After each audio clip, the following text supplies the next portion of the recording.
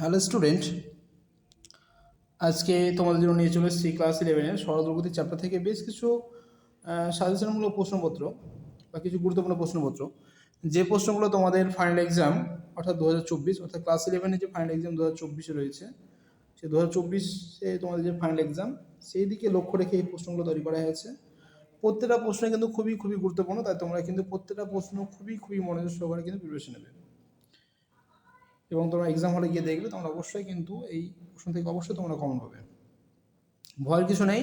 যারা সারা বছর পড়াশোনা করোনি তাদের উদ্দেশ্যে বলছি, এই প্রশ্নগুলো একবার করে চোখ বুলিয়ে নাও, দেখবে তোমরা কিন্তু অবশ্যই তোমরা ফাইনাল এক্সামে কমন পাবে। কেমন?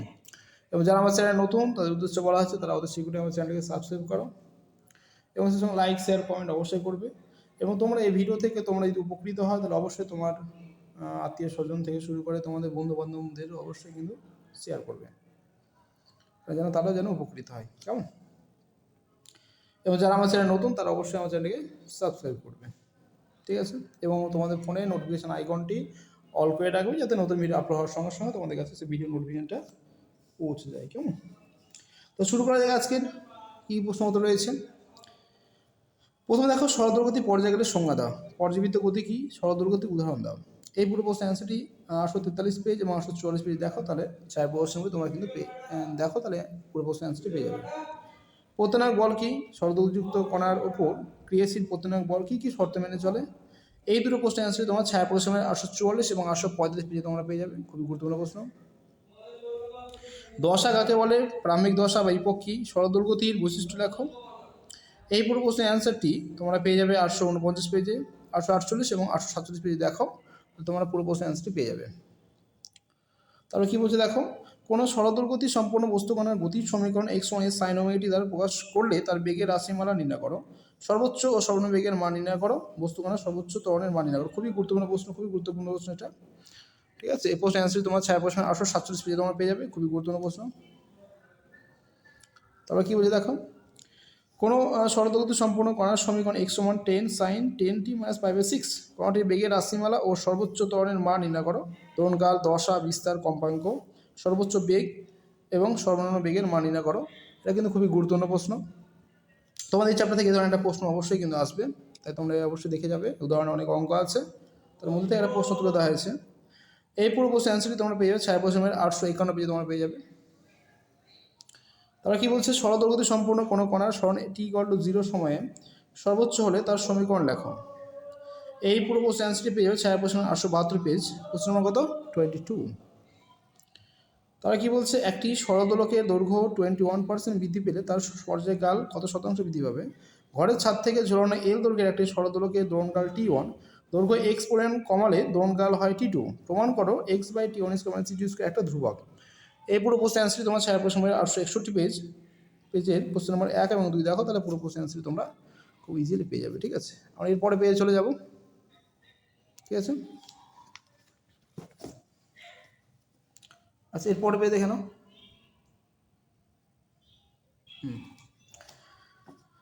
বলছে 1.8 সেকেন্ড এবং 2 সেকেন্ড পর্যায়কাল বিশিষ্ট দুটি দোলককে একসঙ্গে দোলানো হলো। কত সেকেন্ড পরে দ্রুততর দোলক অপরটি অপেক্ষা একটি পূর্ণ দোলন বেশি সম্পন্ন করবে? ওই সময়ে মধ্যে দ্রুততর দোলকটি মোট কয়টি পূর্ণ দোলন সম্পন্ন করবে?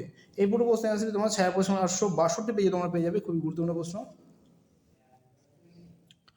K1 K2 স্প্রিং বল ধ্রুবক বিশিষ্ট দুটি স্প্রিং এম ভরে একটা বস্তুকে দুদিক থেকে টেনে ধরে আছে। প্রতিটি এর অন্য প্রান্ত দৃঢ়বদ্ধ এবং বস্তুটি মসৃণ অনুভূমিক তলে আছে। বস্তুটি অনুদৈর্ঘ্য দোলকের কম্পাঙ্ক কত হবে নির্ণয় করো। এই পুরো প্রশ্নের অ্যান্সারটি তোমার 6 প্রশ্ন 863 পেজের কোশ্চেন নম্বর 10 যদি দেখো, তাহলে পুরো প্রশ্নের অ্যান্সারটি পেয়ে যাবে। সেই সঙ্গে তোমরা 872 পেজের কোশ্চেন নম্বর 24 এবং 25 যদি প্রশ্নটা একটু অবশ্যই তোমরা একবার দেখে নেবে।